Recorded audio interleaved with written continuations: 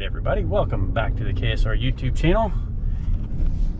And like I said in the last video, we are rolling into Bradenton Motorsports Park. And we've got a El Camino on a trailer following us. We're going to try out all these new changes we made to the car. And tonight should be pretty fun because there's not a lot of people here. Hopefully the weather holds out. We can see some rain around different places, and yeah, it's Florida, so who knows what's gonna happen, but we're gonna try and make some laps here. Got a little bit of work to do to the car before we start making any runs. Cletus has the second parachute, as well as some of the other parts of the car that I didn't have. But, oh, he's got his jet boat. I wonder if he knows the jet boat really won't work too well on a drag strip. Let's see.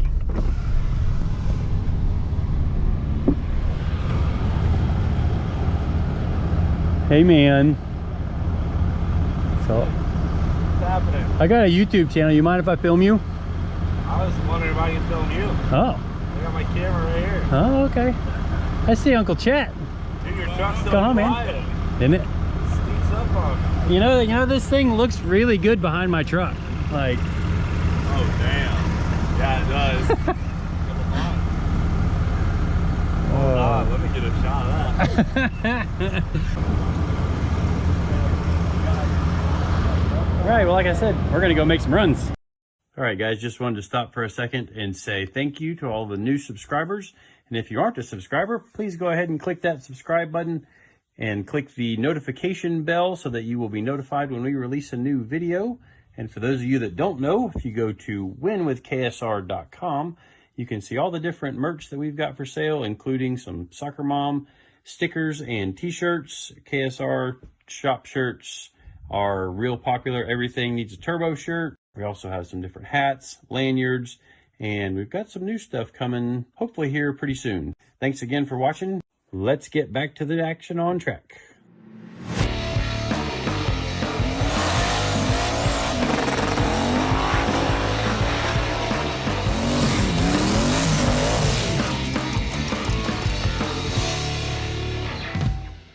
This is Mullet for pass number 1. It's pretty soft down on the bottom. The hood fell off again. There's lightning in the background. See how this thing does. I wouldn't expect anything blazingly fast just because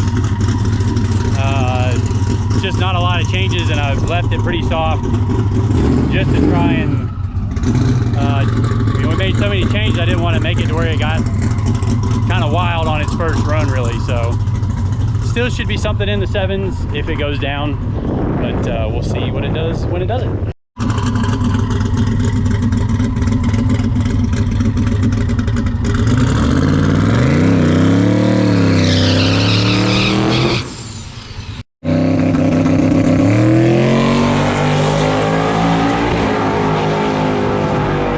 Uh-oh. I heard it sound sour there right about the 8th. Alright guys, so I kind of did a bad job explaining what's going on in the video.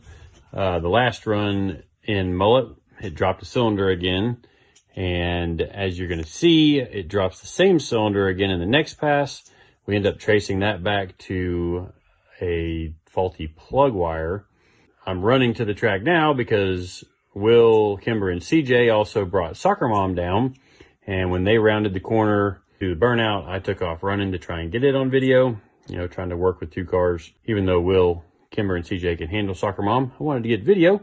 This is SoccerMom's first pass. Then I'll try to explain some more about what's going on in the rest of the video if I realize I'll leave some things out. All right, well, first pass for us here tonight is going to be SoccerMom.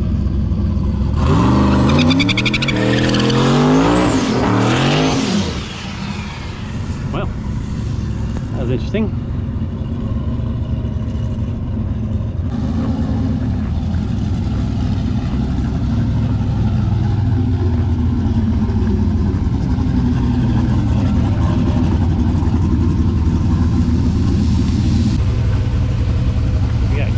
Driving tonight. This is a pretty low boost pass to test our new hot side.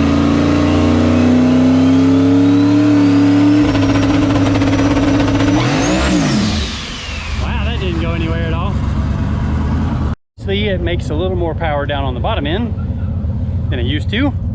So we need to make some changes. Well, pass number 2. That's concerning. We hope it may go north of us. We had a car break and tear up some stuff in the left lane. So now we're going right lane for this pass.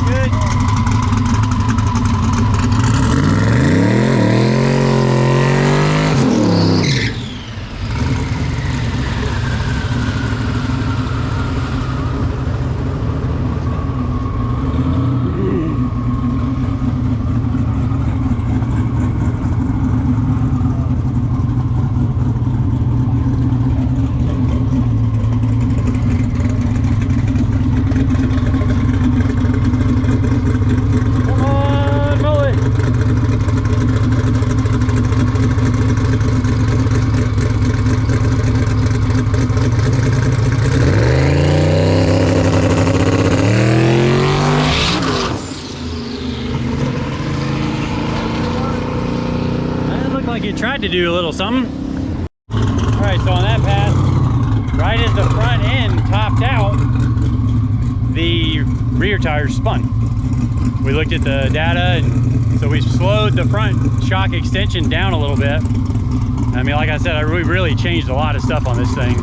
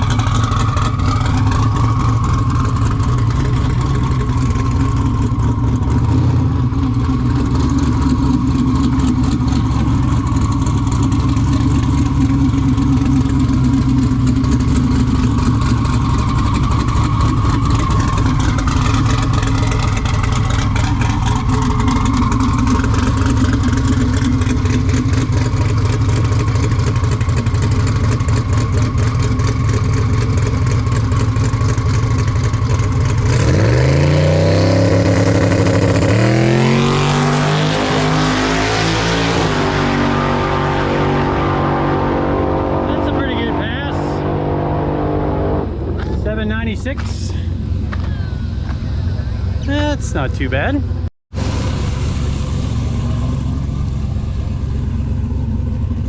All right, attempt number 2 for SoccerMom with timber driving. See if we reeled in that power.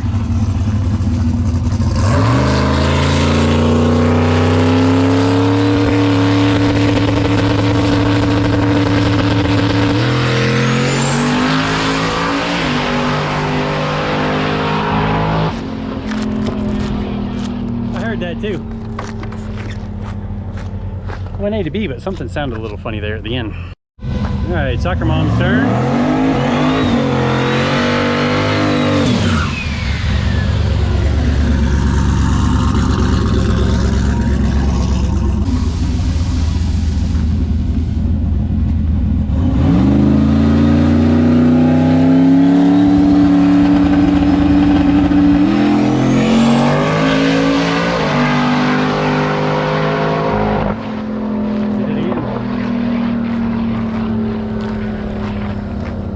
Well, decent pass, but did something funny again. All right, so Mullet, that pass was on 7 cylinders from 1.3 seconds all the way to the finish line. So basically you can figure 150 horsepower as the boost was coming in, probably all the way up to near 200 horsepower per cylinder. We were a little short on power that time. So we'll see what she does this time, or see what he does this time, and hopefully it keeps all 8 in it. We stole a plug wire from SoccerMom. SoccerMom's battery expired. It's 5 years old, happens. But hopefully this run keeps all 8 lit and we go faster than we've ever gone. We'll see.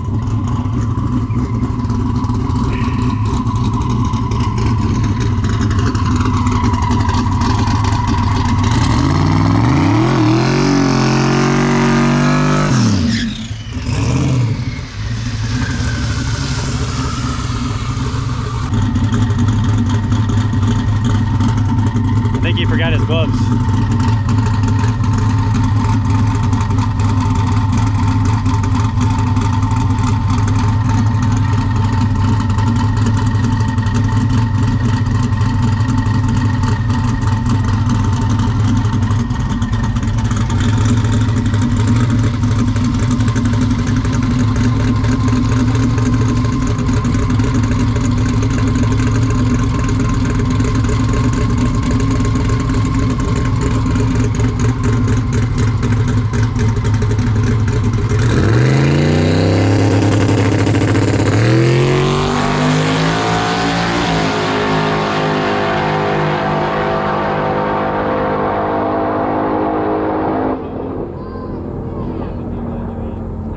Does that say a 929? At 183. At 183? Well, that seems weird. Oh, something was way off. Look at the 60-foot 299. Mile per hour is good at the 8th.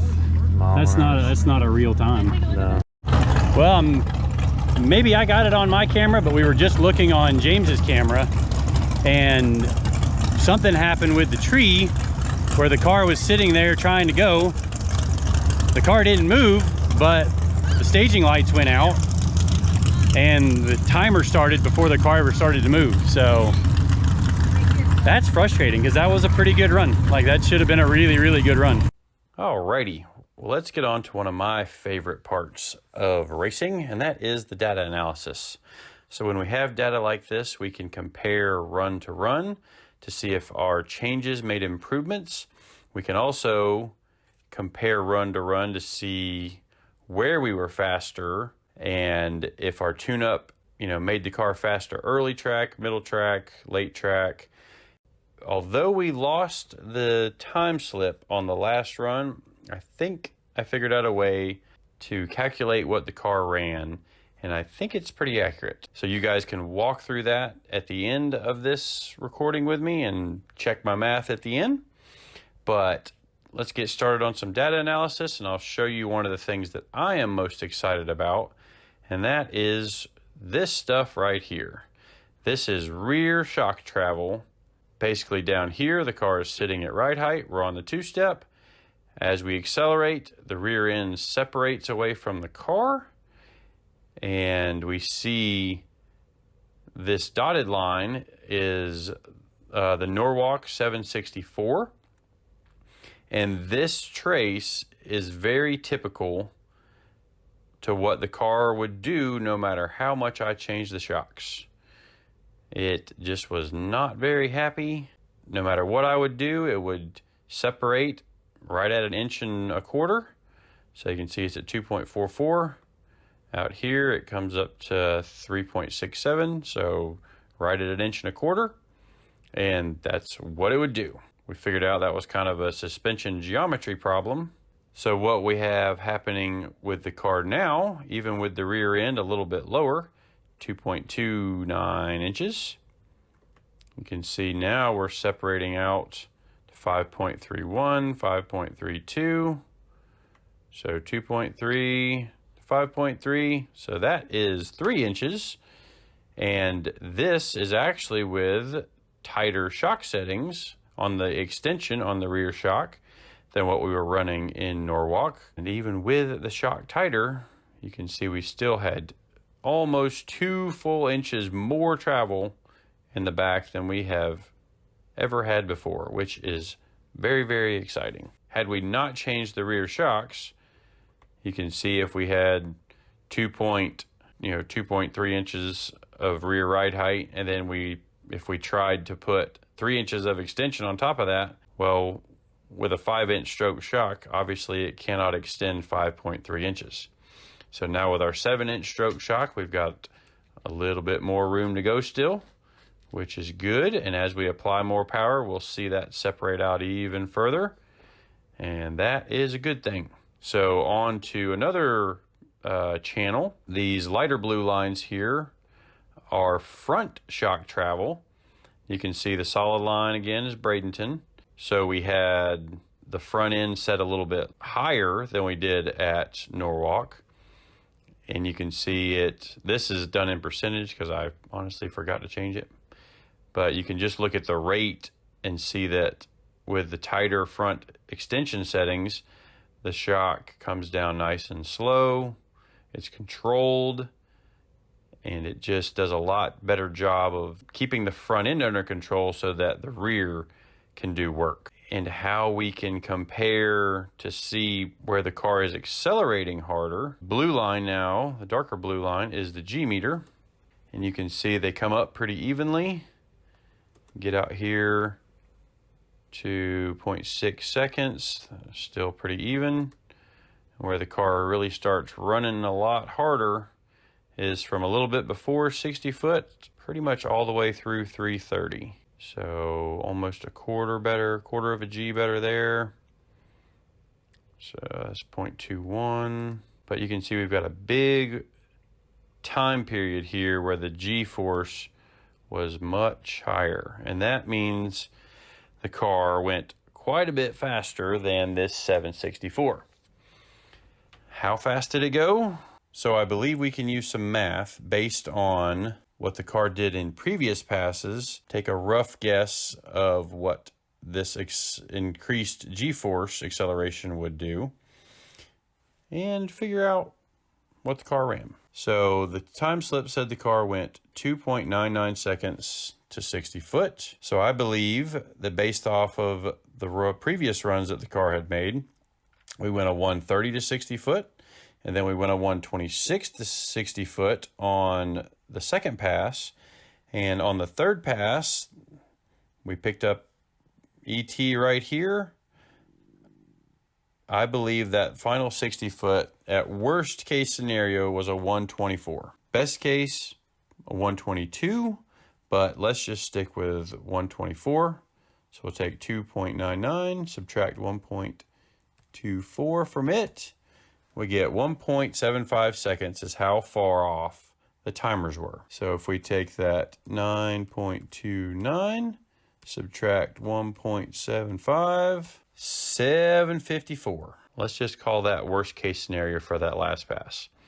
Like I said, now that we can see this rear shock data is doing what it's supposed to do, we're going to start getting after this thing more aggressively. 1.8 Gs, 1.79, right in that area. This car needs to go 2.2 to 2.5 Gs, and then it's going to really be rocking. All right, so let's get back to the video and wrap this up. Well, unfortunately, we've got some rain action happening, and we're going to call it just for keeping everything safe. Let's see, we got some, I don't know if you can see it or not. It's enough rain that it's a problem. So kind of stings because it's just drizzling. Track's on point. I looked at some data, and that run was up quite a bit early in the run on the G-force compared to the 760 run that it ran in Norwalk. I was trying to go at least mid 750s. Thought it was gonna do it, but it didn't. So I haven't ever seen that happen before at a track where the lights go out and the timer starts. I've seen them flicker before, but that was only one. So unfortunately, that's where we gotta leave it tonight. Our possibly best run ever was a 9:26. Hell yeah. I even said that felt great. The data doesn't lie. Fastest 9-second pass I've ever made. Oh, cars and weather. Get you a car lift. Yeah. We're gonna drive this thing back to the shop. I gotta pick up a lift, and then I gotta drive 3 hours back to Gainesville. So appreciate everybody watching and subscribing. See you guys in the next one.